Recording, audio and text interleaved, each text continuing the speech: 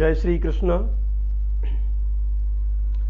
विश्व गीता प्रतिष्ठानम द्वारा आयोजिते अस्मिन् गीता संस्कृत शिक्षा वर्गे भवतां सर्वेषां स्वागतम।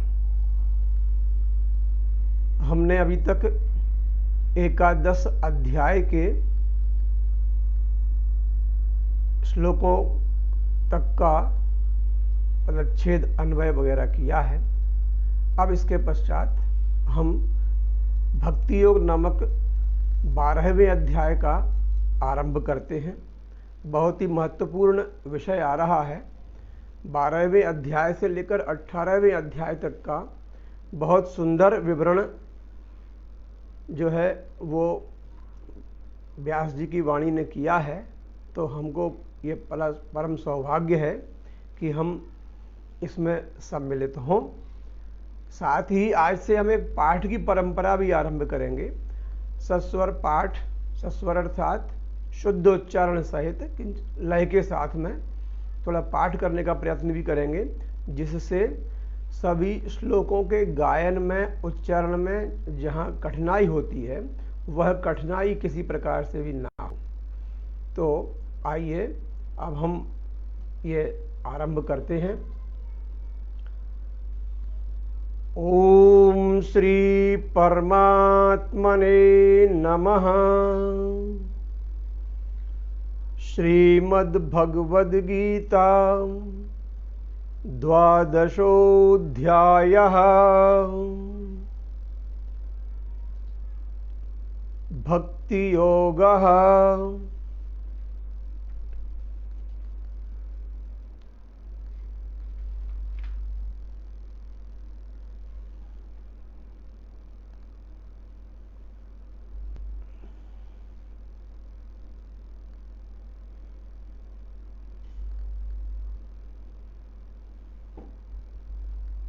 अर्जुन उवाच एवं सततयुक्ता ये भक्तास्त्वां पर्युपासते ये चाप्यक्षरमव्यक्तं तेषां के योगवित्तमाः। श्रीभगवानुवाच मय्यावेश्य मनो ये मां नित्ययुक्ता उपासते श्रद्धया परयोपेताः ते मे युक्ततमा मताः। ये त्वक्षरमनिर्देश्यम् अव्यक्तं पर्युपासते सर्वत्र गमचिन्त्यं च कूटस्थमचलं ध्रुवम् सन्नियम्येन्द्रियग्रामं सर्वत्र समबुद्धयः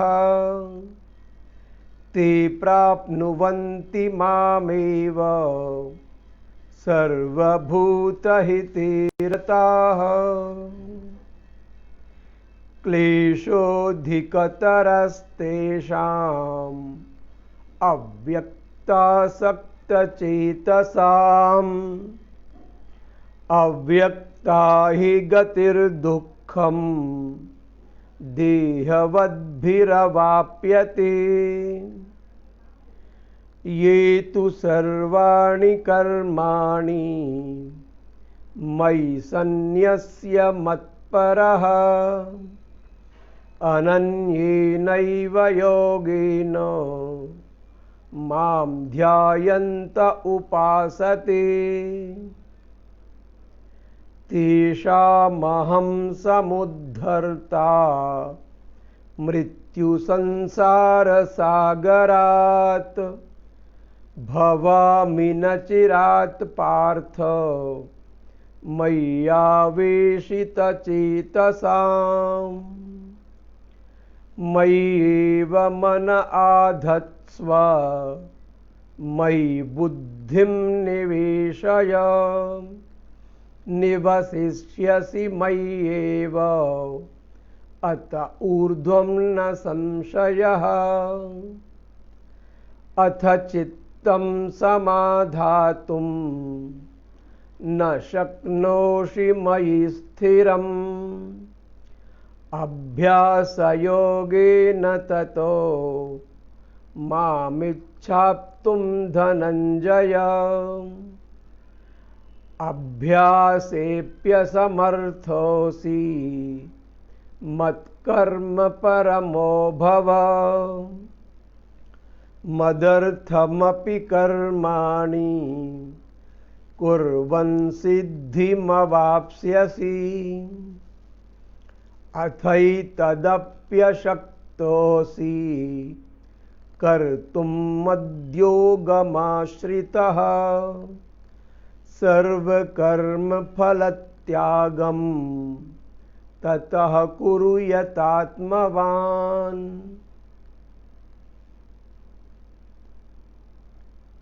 श्रेयो हि ज्ञानमभ्यासात् ज्ञानाध्यानं विशिष्यते ध्यानात् कर्मफलत्यागस्त्यागाच्छान्तिरनन्तरम् अद्वेष्टा सर्वभूतानां मैत्रः करुण एव च निर्ममो निरहङ्कारः समदुःखसुखक्षमी सन्तुष्टः सततं योगी यतात्मा दृढनिश्चयः मय्यर्पितमनो बुद्धिर् यो मद्भक्तः स मे प्रियः यस्मान्नोद्विजते लोको लोकान्नोद्विजते च यः हर्षामर्षभयोद्वेगैर्मुक्तो यः स च मे प्रियः अनपेक्षः शुचिर्दक्ष उदासीनो गतव्यथः सर्वारम्भपरित्यागी यो मद्भक्तः स मे प्रियः यो न हृष्यति न द्वेष्टि न शोचति न काङ्क्षति शुभाशुभपरित्यागी भक्तिमान्यः स मे प्रियः समः शत्रौ च मित्रे च तथा मानापमानयोः शीतोष्णसुखदुःखेषु समः सङ्गविवर्जितः तुल्यनिन्दास्तुतिर्मौनी सन्तुष्टो येन केनचित् अनिकेतः स्थिरमतिर्भक्तिमान् मे प्रियो नरः ये तु धर्म्यामृतमिदं यथोक्तं पर्युपासते श्रद्दधाना मत्परमा भक्तास्तेतीव मे प्रियाः। ॐ तत्सदिति श्रीमद्भगवद्गीतासूपनिषत्सु ब्रह्मविद्यायां योगशास्त्रे श्रीकृष्णार्जुनसंवादे भक्तियोगो नाम 12वादशोऽध्यायः। हरिः ओम तत्सत। अभी तक हमने 12वें अध्याय का पाठ तो खूब किया है, प्रायः कंठस्थ भी है, किंतु उस 12वें अध्याय भक्ति योग का रहस्य प्रायः कम लोगों ने ही विचार किया है। तो आज हम इस भक्ति योग को थोड़ी गंभीरता से समझते हुए आगे बढ़ेंगे। पहले इसके जो पद हैं उनका पदच्छेद, हमारा जो क्रम चलता है उसके अनुसार से, और उसके पश्चात पदच्छेद के पश्चात पद परिचय, पदार्थ, फिर भावार्थ, इस प्रकार सामान्य व्याकरण को देखते हुए भी हम आगे बढ़ेंगे।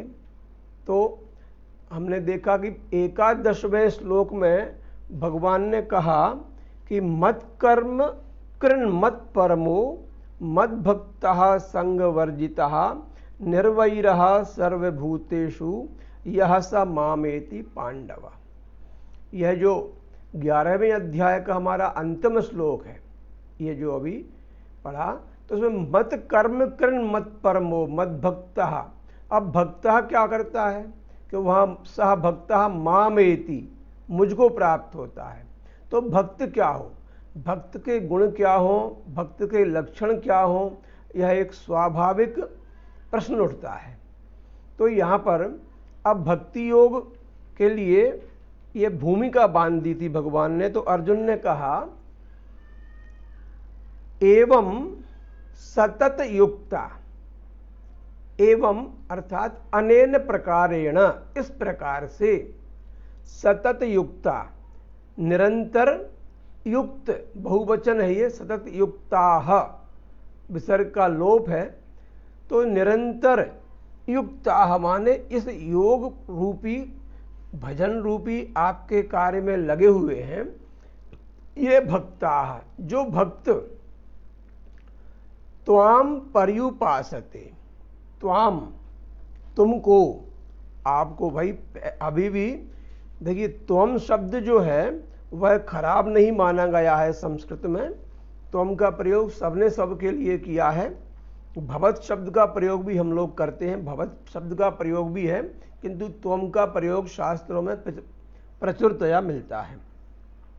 तो पर्युपासते, परि प्लस उपासते, उपासते ये बहुवचन है, ये जो क्रियापद है उपासते बहुवचन है ये। तो अतिश्रेष्ठ भाव से भजते हैं। ये च अपि अक्षरम अव्यक्तम तेषां के योग वित्तमा, उनकी गति क्या है। इसमें नीचे इसका पदच्छेद दिया है, इसमें फिर देखेंगे। एवं अर्थात अनेन प्रकारेण, इस प्रकार से, सतत युक्ताः, निरंतर योग युक्त हैं, आपके कहे अनुसार भजन में लगे हुए हैं। ये भक्ताः त्वाम पर्युपासते, जो भक्त त्वाम तुमको अतिश्रेष्ठ भाव से भजते हैं।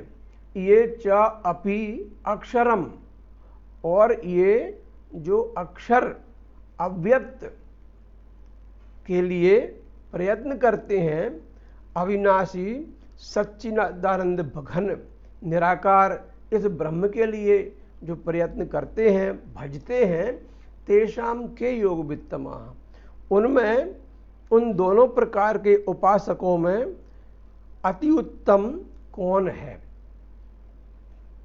जब बहुतों में से छांटा जाता है तो षष्ठी विभक्ति का प्रयोग भी होता है, यतश्चा निर्धारणम, जहां अधिकों में से एक को छांटा जाए तो।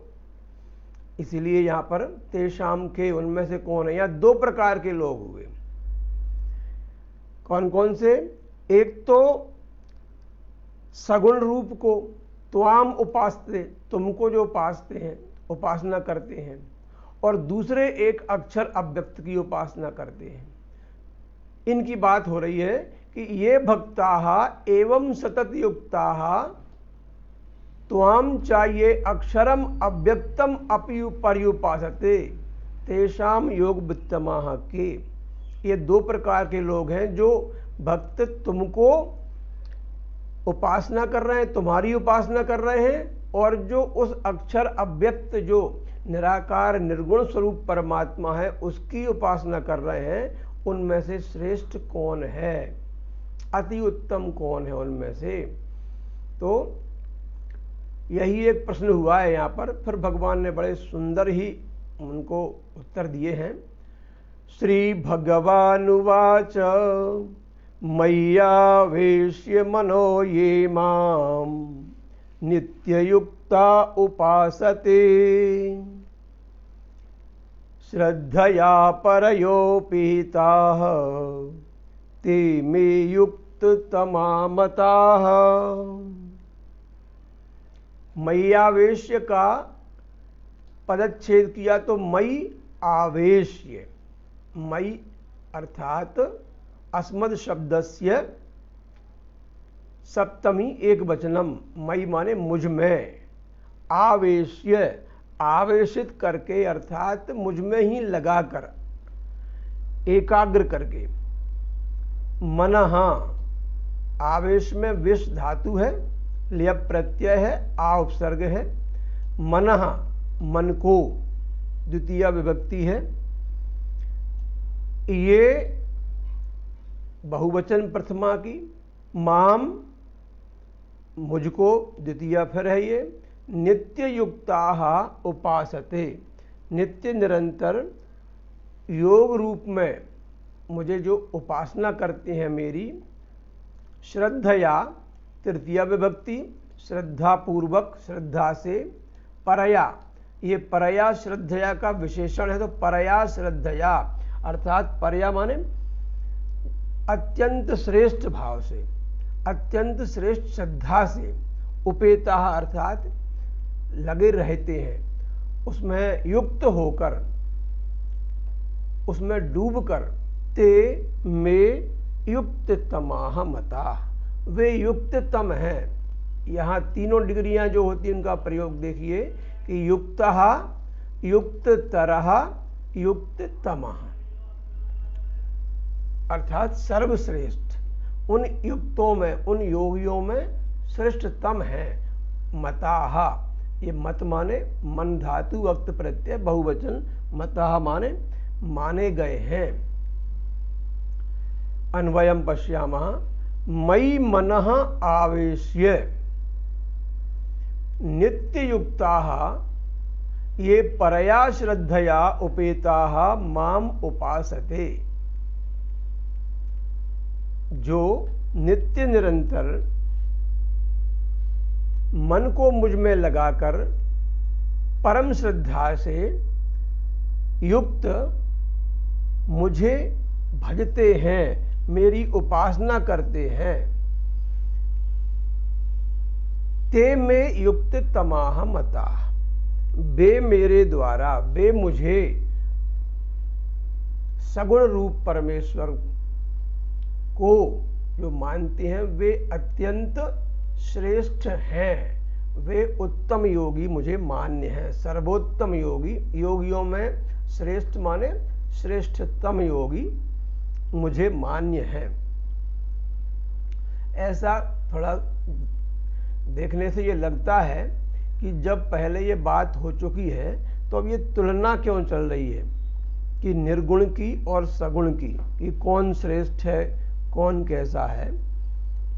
तो इसके संबंध में आगे हम चर्चा करने वाले हैं, क्योंकि एक तो यहाँ पर निर्गुण परब्रह्म परमेश्वर और उस अक्षर ब्रह्म की चर्चा हो रही है, और दूसरी यहाँ सगुण ब्रह्म की चर्चा हो रही है।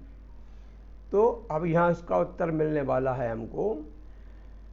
ये त्वक्षरम निर्देश्यम अव्यक्तम पर्युपासते सर्वत्र गमचिन्त्यञ्च कूटस्थमचलं ध्रुवम्। पदच्छेद ध्यान से देखना है इसका। ये तू अक्षरम अनिर्देश्यम अव्यक्तम पर्युपासते सर्वत्र गम अचिन्त्यम च कूटस्थम अचलम ध्रुवम।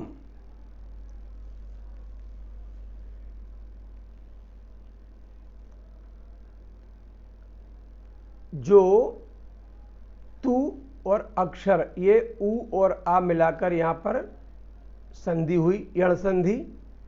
मां में आ लगाया तो मां के साथ में आ लगने से वर्ण संयोग हो गया, इसका भी वर्ण संयोग हो गया अनिर्देश्यम के साथ में, और अव्यक्तम के मां का अनुस्वार हो गया मोनुस्वार से। ये पर्युपासते में परि और उपासते, ई और उ, ये जो दो वर्ण मिला है यहाँ पर, तो ई उ मिलकर यू बन गया। तो यू अर्थात यहाँ यण संधि हो गई है। तो यण संधि और यहाँ भी यण संधि है। सर्वत्र गम अचिंत्यम, ये पद संयोग हुआ था, पद विच्छेद किया। च कूटस्थम अचलम, यहां भी पद संयोग था, वर्ण संयोग था, इसको हमने अलग अलग कर दिया ध्रुवम। बड़ी गहरी चीजें हैं, इनको हम समझेंगे अभी। अगला श्लोक पढ़ लेते हैं। सन्नियम्येन्द्रिय ग्रामम, उच्चारण में इसको देखना पड़े कि ग्रामम जो दिया है, तो इसके पहले जहां कोई संयुक्त वर्ण होता है आगे वाला, तो उसके पूर्व यदि ह्रस्व वर्ण है तो वहां थोड़ा हमको रुक कर चलना पड़ता है। जैसे जिह्वा मूली वर्ण में आता है, हमने बोला यहां पर सन्नियम्येन्द्रिय ग्रामम, यज्ञ ग्रामम ऐसा हो रहा है, यज्ञ ग्रामम। यदि नहीं बोलेंगे तो वह शुद्ध नहीं होगा उच्चारण, इसलिए इसका हमको उच्चारण करना है। सन्नियम्येन्द्रिय ग्रामम सर्वत्र समबुद्धयः ते प्राप्नुवन्ति मामेव सर्वभूतहिते रताः। इसका भी हम छेद कर लेते हैं। सन्नियम्य,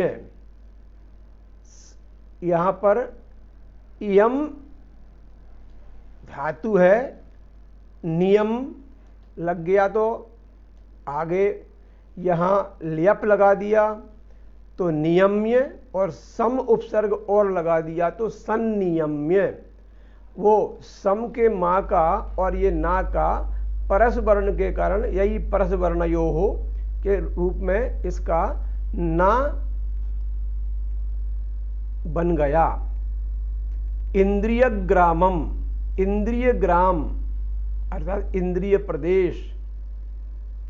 सन्नियम्य इंद्रिय ग्राम, या और ई इनकी संधि हुई तो सन्नियम्येन्द्रिय ग्रामम, या और ई अर्थात आ और ई की संधि हुई, गुण हो गया, गुण होकर आ ई स्थाने ए हो गया। सर्वत्र अर्थात सर्वस्मिन स्थाने, सब जगह, समबुद्धयः समबुद्धि वाले, बुद्धि बुद्धि बुद्धयः ये रूप हैं, बहुवचन है।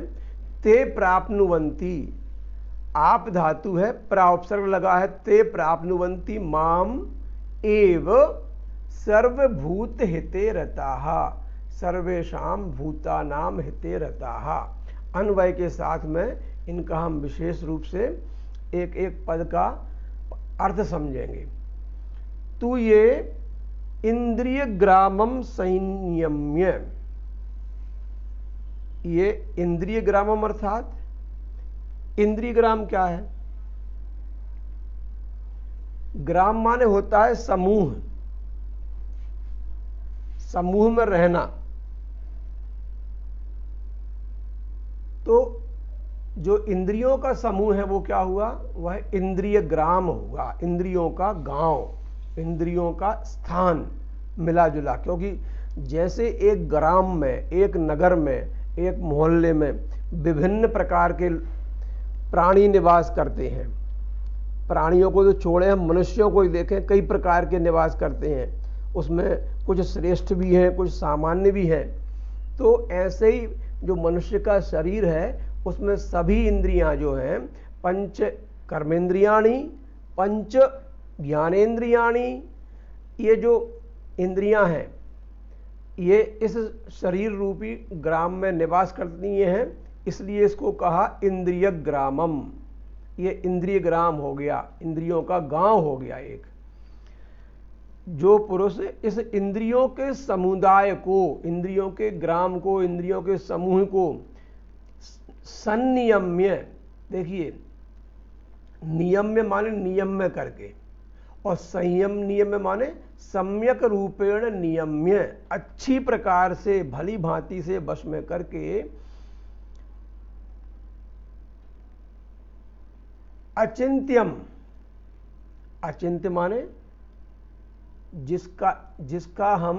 जिसके बारे में सोच भी नहीं सकते ऐसे को। सर्वत्र गम,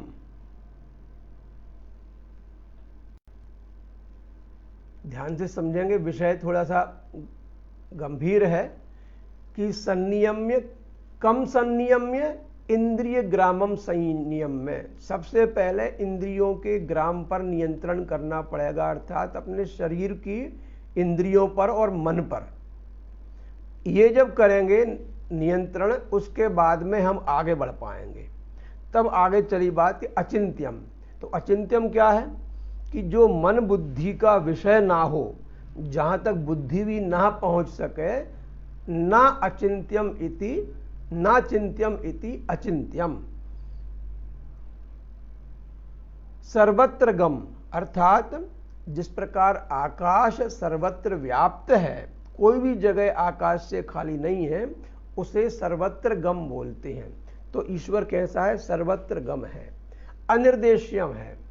अनिर्देश्यम माने जिसका निर्देश नहीं किया जा सकता, किसी भी प्रकार से, किसी भी उपमा से जिसका स्वरूप समझाया नहीं जा सकता, ऐसा अनिर्देश्य है, उसको हम इंगित नहीं कर सकते। कूटस्थम, कूट माने होता है सूत्र, कोड वर्ड। तो ये कूटस्थम माने जो कभी भी किसी कारण से परिवर्तन ना हो, हमेशा एक जैसा रहे। कोड वही कोड होता है, वही सूत्र होता है, वही। ध्रुवम, ध्रुवम अर्थात अटल, निश्चल, निश्चित और नित्य। ध्रुव की संज्ञा नित्य और निश्चितता से है। ध्रुव तारा जो है वह एक निश्चित अवस्था में रहता है, बाकी पूरा विश्व ब्रह्मांड उसकी परिक्रमा करता रहता है। और अचलम, अचलम माने कुछ अपनी जगह पे तो हैं लेकिन वहीं हिलडुल रहे हैं, ऐसा अचल होना चाहिए, ऐसा अचल। अव्यक्तम, अव्यक्तम अर्थात जो इंद्रियों के का विषय ना हो, इंद्रियां जिसको व्यक्त ना कर पाए, जान ना पाए, ऐसा, जिसकी आकृति ना समझ में आ रही हो, इस प्रकार से। अक्षरम, जिसका किसी कारण से विनाश ना हो। और अक्षरम पर्युपासते, जो उपासना करते हैं, ते वे सर्वभूत हिते रताहा। सर्वेषाम भूतानाम अर्थात प्राणी नाम हिते रताहा, सभी प्राणियों के जो हित में रत रहते हैं, उसी प्रकार से उन निर्गुण उपासकों का संपूर्ण प्राणियों में आत्मभाव हो जाने के कारण वे समान भाव से सबके हित में रहते हैं। यह नहीं कि यह मेरा परिवार है, यह मेरा अपना है, भाई भतीजावाद वहां नहीं चलता। वहां तो सर्वभूत हिते रताहा, सभी प्राणियों के हित में जो लगे रहते हैं। सर्वत्र, यही नहीं, सर्वत्र समबुद्धया, और सब जगह समबुद्धि वाले होते हैं। यह समता की बात है जो गीता में बार बार कही गई है। सर्वत्र समबुद्धया, समान बुद्धि वाले सभी में, अर्थात चराचर जगत में समबुद्धि का भाव होना। ते माम एव प्राप्नुवन्ति, वे मुझे ही प्राप्त करते हैं। अब यहां हम देखते हैं कि पहले तो निर्गुण उपासना की बात की है, फिर सगुण उपासना की बात की है। तो इसमें क्या अंतर है, इसमें क्यों है कि परमात्मा को तत्व से जानना और प्राप्त होना, ये दोनों तो निर्गुण उपासक के लिए भी समान है, किंतु निर्गुण उपासकों को सगुण रूप में दर्शन देने के लिए भगवान बाध्य नहीं है। भाई जो उपासना ही आप निर्गुण की कर रहे हो, तो आपके सामने सगुण रूप में भगवान क्यों आए? वो निर्गुण रूप में आपको मोक्ष प्रदान कर देगा। या आपको भक्ति प्रदान कर देगा। किंतु जब सगुण रूप से आप उपासना करते हैं तो सगुण उपासक को भगवान की एक छवि, भगवान का एक स्वरूप होता है जो यहाँ बताया है अचिंत्यम, वो चिंत्यम हो जाता है। उसको सोच सकते हैं, उसका विचार कर सकते हैं, उसको हम अपनी इच्छानुसार जहाँ चाहें वहाँ देख सकते हैं, वहाँ ले जा सकते हैं, उसको हम निर्देशित भी कर सकते हैं, उसको हम व्यक्त भी कर सकते हैं। इस प्रकार से दो प्रकार के गुण हुए। तो एक बार हिंदी में भावार्थ समझे, भावार्थ थोड़ा गहरा है कि परंतु जो पुरुष इंद्रियों के समुदाय को भली प्रकार वश में करके मन बुद्धि से परे सर्वव्यापी अकथनीय स्वरूप और सदा एक रस रहने वाले नित्य अचल निराकार अविनाशी सच्चिदानंद घन ब्रह्म को निरंतर एक ही भाव से ध्यान करते हुए भजते हैं, वे संपूर्ण भूतों के हित में रत और सब में समान भाव वाले योगी मुझको ही प्राप्त होते हैं। पंचमः श्लोकः क्लेशोऽधिकतरस्तेषामव्यक्तासक्तचेतसाम् अव्यक्ता हि गतिर्दुःखं देहवद्भिरवाप्यते। ये पहली पंक्ति जो है इसमें एक ही शब्द है, किंतु पढ़ने की दृष्टि से हम अपने 8 वर्णों को गिन लेते हैं। 8 जहां पूरे पूरे वर्ण हो गए वहां विराम ले लेते हैं। क्ले ये एक वर्ण हो गया, शो दूसरा हो गया, धी तीसरा हो गया, का चौथा, ता पांचवा, रस छठवा, ते सातवां और शा आठवां। अब शाम बोल लेंगे क्योंकि ये शाम में अव्यक्त लगा है, इसलिए या तो मव्यक्तासक्त चेतसाम ऐसा बोले हम, या फिर तेषाम करके फिर विराम लें और अव्यक्तासक्त चेतसाम। इस प्रकार 8 वर्ण जहां पूरे हो जाएं वहां हम विराम लेकर उस श्लोक को ठीक से पढ़ सकते हैं। एक बार पुनः पढ़ेंगे। क्लेशोऽधिकतरस्तेषाम् अव्यक्तासक्तचेतसाम्, या एक साथ पूरी पंक्ति पढ़ दें। क्लेशोऽधिकतरस्तेषामव्यक्तासक्तचेतसाम् अव्यक्ता हि गतिर्दुःखं देहवद्भिरवाप्यते। यह भी उसका तरीका पढ़ने का है। क्लेशो अधिकतरः, क्लेशः अधिकतरः तेषाम् अव्यक्त आसक्त चेतसाम। अव्यक्ता ही गति ही दुखम, गतिर्दुखम का संधि विच्छेद किया तो गति ही दुखम हुआ, देहवद्भि ही अवाप्यते, यहां भी संधि विच्छेद किया रा का तो देहवद्भिरवाप्यते। यह तो एक बार समझ ले। क्लेशः, क्लेशा अर्थात परिश्रम। क्लेश माने वो नहीं लड़ाई भिड़ाई वाला, भाई अधिक क्लेश हो जाता है, अधिक तरह विशेष है। क्लेशः अधिक तरह, ज्यादा क्लेश हो जाता है। क्लेश ये क्लिश धातु से बना हुआ है। तेषाम उनको, उनका कौन का?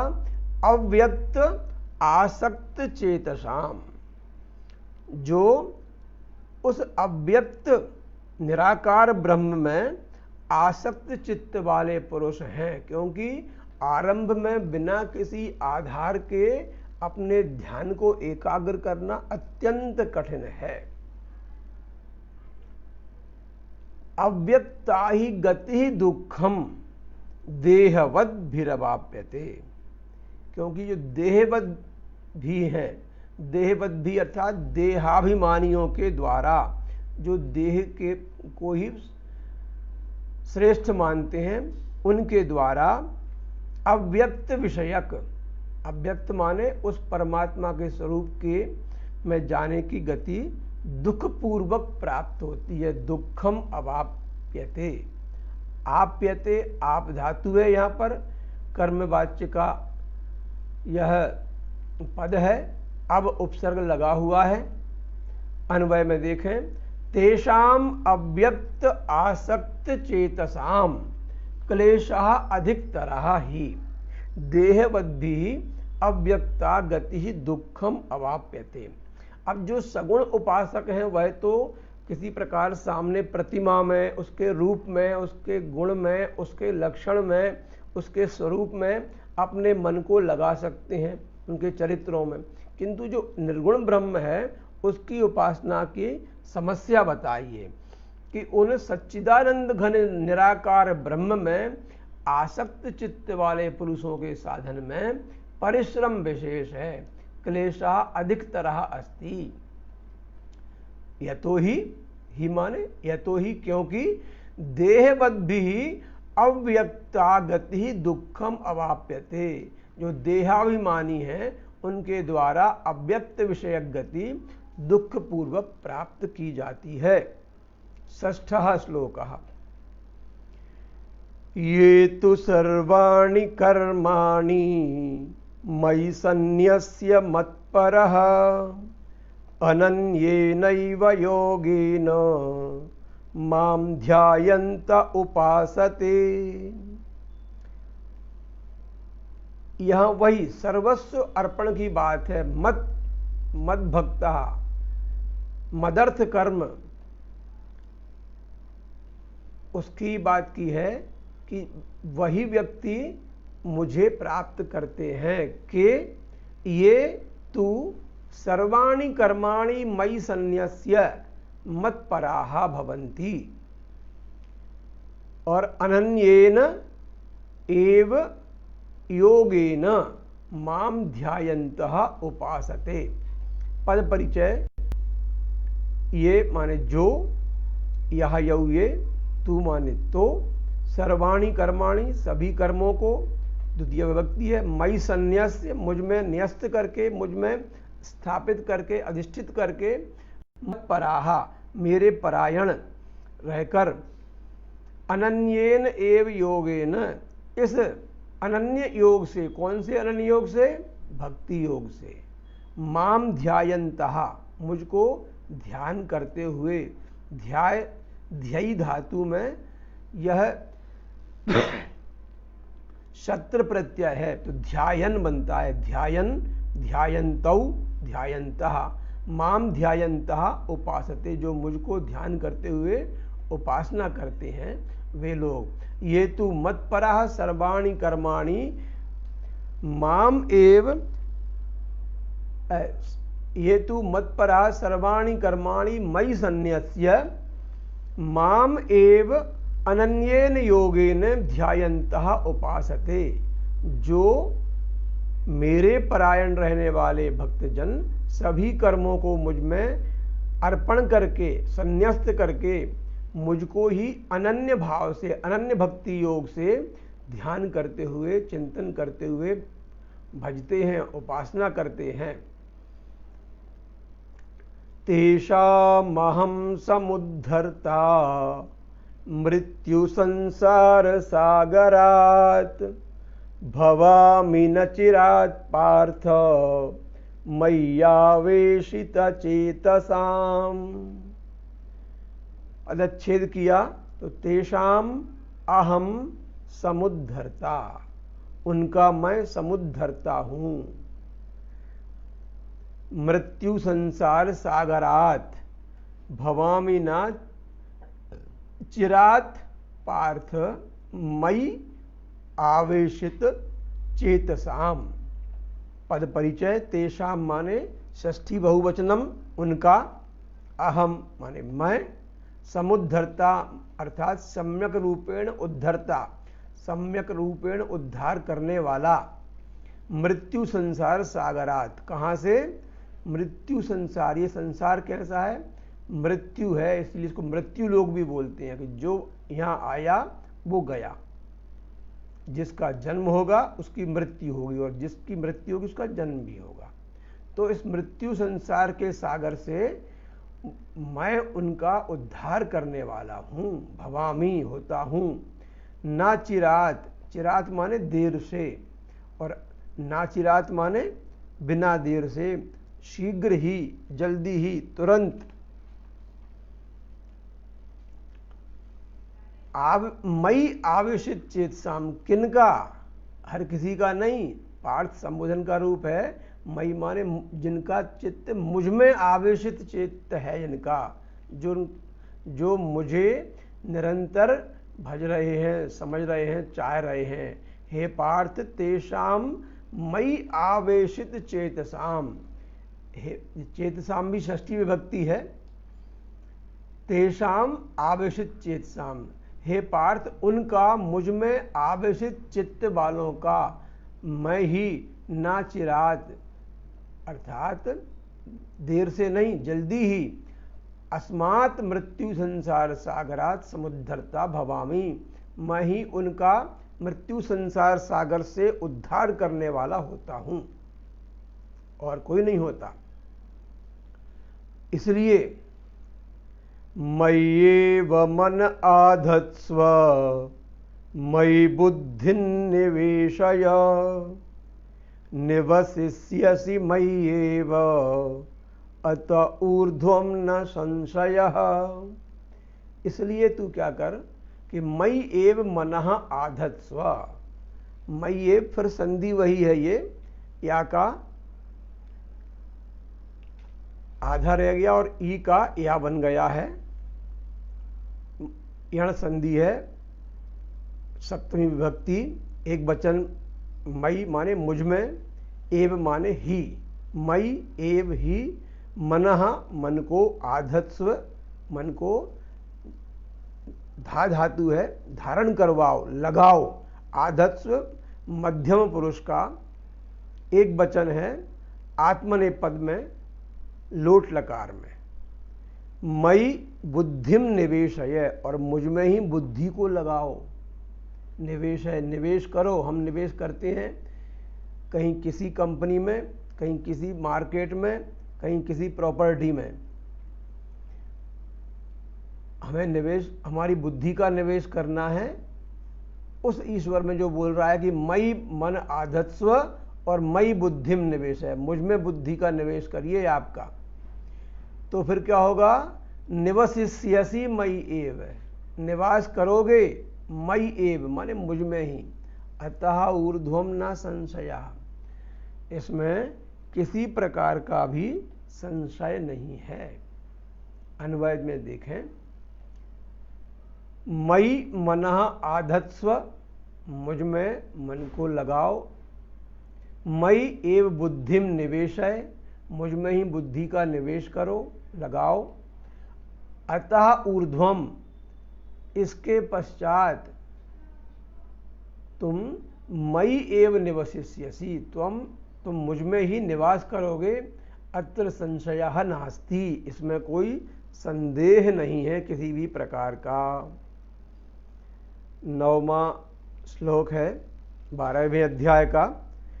अथ चित्तं समाधातुं न शक्नोषि मयि स्थिरम् अभ्यासयोगेन ततः मामिच्छाप्तुं धनंजय। फिर इसका हमने पदच्छेद किया तो सरल है, ऊपर का पद तो ज्यों का त्यों है, केवल अनुस्वार का मकार कर दिया है। अभ्यास योगेन ततो, ततो का ततः हो गया। माम इच्छाप्तुम, माम इच्छ आप्तुम धनंजय, पद परिचय कर लेते हैं। अथ, इसलिए, चित्तम समाधातुम, चित्तम माने मन को, चेतः शब्द जो है वो चेतस है, यह चित्तम भिन्नम है, चित्तम अलग है, चेतः अलग है। समाधातुम, सम्यक रूपेण आधातुम, लगाने के लिए तुम प्रत्यय है। धा धातु में, धा में आ लगा हुआ है और सम उपसर्ग लगा हुआ है, दो उपसर्ग लगे हैं।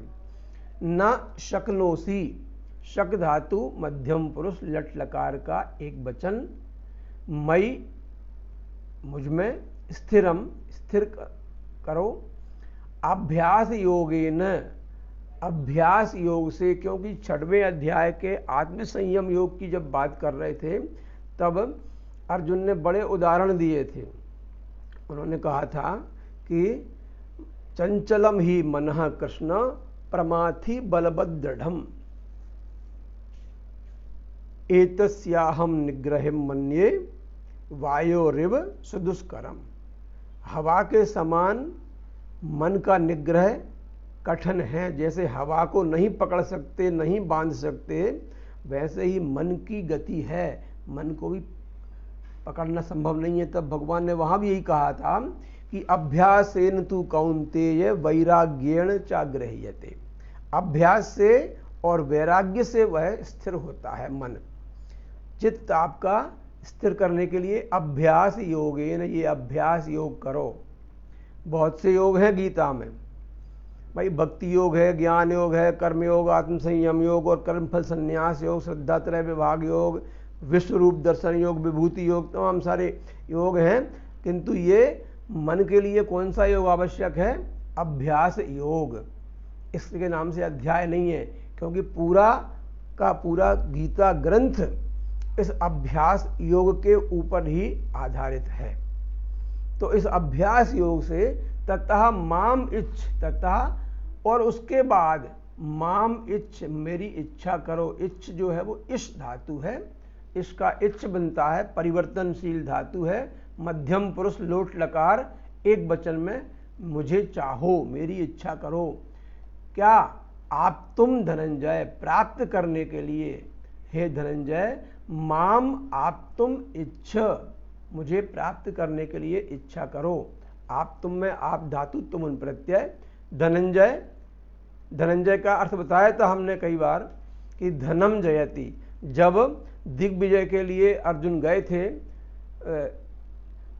अश्वमेध यज्ञ एवं रायसु यज्ञ करने के पहले, तब उस समय विभिन्न देशों के राजाओं को जीतकर वहां से बहुत सारा धन लेकर आए थे।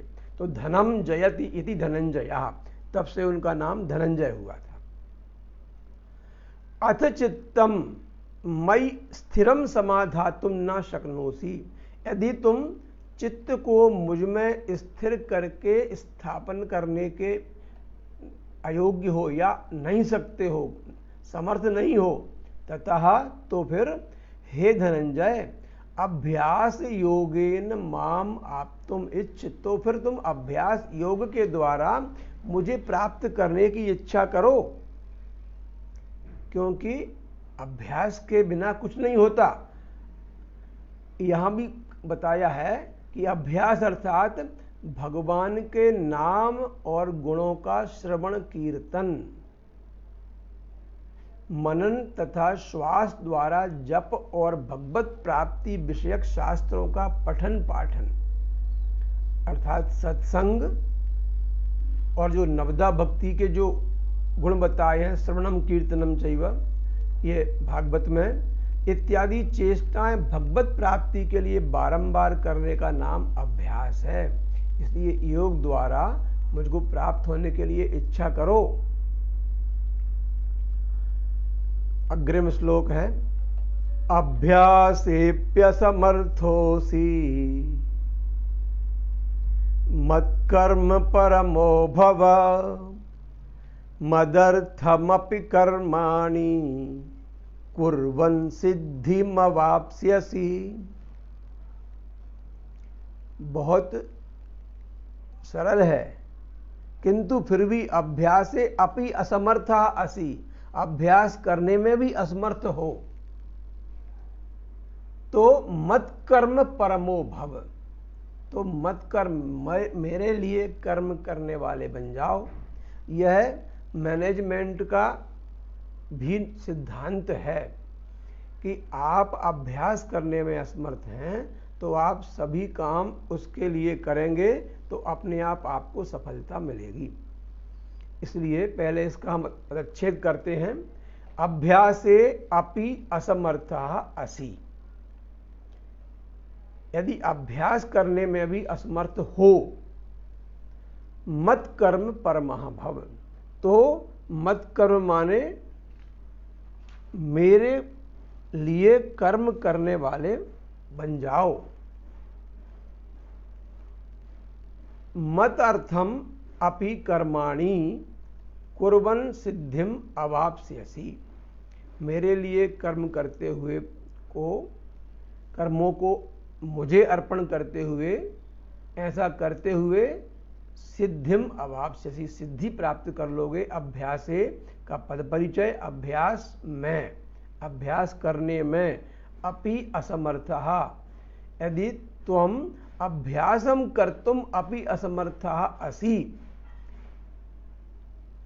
तर्हि मत कर्म परमः भव। तो मुझ में, मेरे लिए, मेरे अर्पित कर्म करने वाले बन जाओ। अब मेरे लिए अर्पित कर्म कौन से होंगे? जो शास्त्र में वर्णित हैं मेरे द्वारा, कि ऐसा करो, ऐसा करो, सत्य बोलिए, अहिंसा पर चलिए, इस प्रकार के जो रास्ते हैं वो सब मैंने कहा है, वही कर्म मदर्थ होंगे उस रास्ते पर चलोगे तो।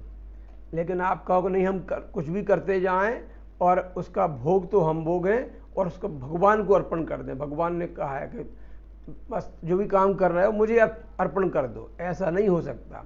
शास्त्र विहित कर्मों का करना ही अनिवार्य है यहाँ पर।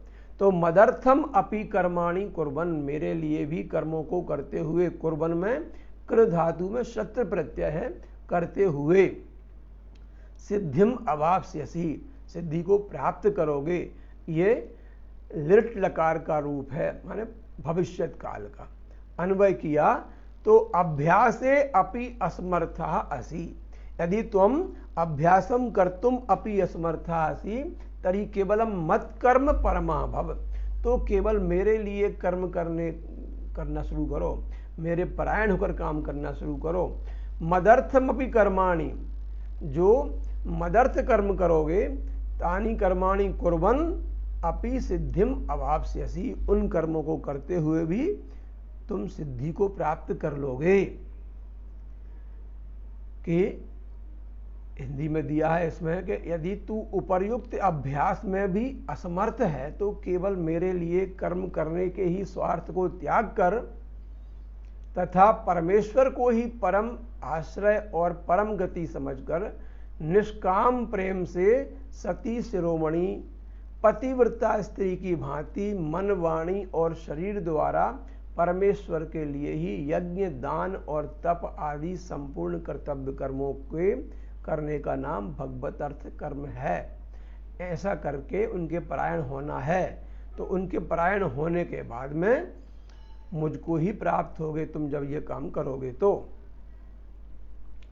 11वां श्लोक है और फिर इसके बाद में 12वां है और 13वें अध्याय से बड़ा ही गूढ़ रहस्य आने वाला है।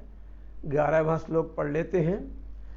अथई तदप्यशक्तोऽसि कर्तुं मद्योगमाश्रितः सर्वकर्म फलत्यागम ततः कुरु यतात्मवान। अब एक और उपाय बता दिया कि वो भी अगर नहीं कर पा रहे हो, कैसा, ना तुम अभ्यास कर रहे हो ना मदर्थ कर्म कर पा रहे हो, तो फिर तीसरा उपाय इस श्लोक में बताया है। 12वें अध्याय के 11वें श्लोक में लिखते हैं कि अथ एतत् अपि अशक्तः असि। इसका संधि विच्छेद किया तो अथ एतत् का आ और ए मिलकर वृद्धि हो गई, ता और आ मिलकर ये ता का तृतीय वर्ण बन गया। एतदपि, अपि के ई और आ को मिलाया हमने तो ई और आ का या बन गया है, यण संधि हो गई। और उस यण संधि के साथ में वो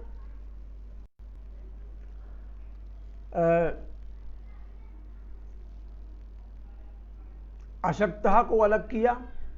यण संधि का विग्रह करने के पश्चात अशक्तः असि कर्तुम मद्योगम आश्रितः, तो सर्व कर्म फल त्यागम ततः कुरु यतात्मवान। पद परिचय करते हैं। अथ एतत् अपि अशक्तः असि, यदि यह भी करने में अशक्त हो, अशक्त माने आप कर नहीं सकते, ये भी असमर्थ हो, तर्हि मद योगम आश्रितः, तो मेरे लिए मेरा जो योग है उसको आश्रय ले लो उसका। मेरा योग क्या है? भक्ति योग है। और उसको करके सर्व कर्म फल त्यागम, सभी कर्मों के फल को त्याग कर दो। ततः यतात्मवान, हे यतात्मवान, आत्मवान बनो, यत्न पूर्वक। अथ अन्वय में देखते हैं, मद योगम आश्रितः, यदि मद योगम आश्रितः माने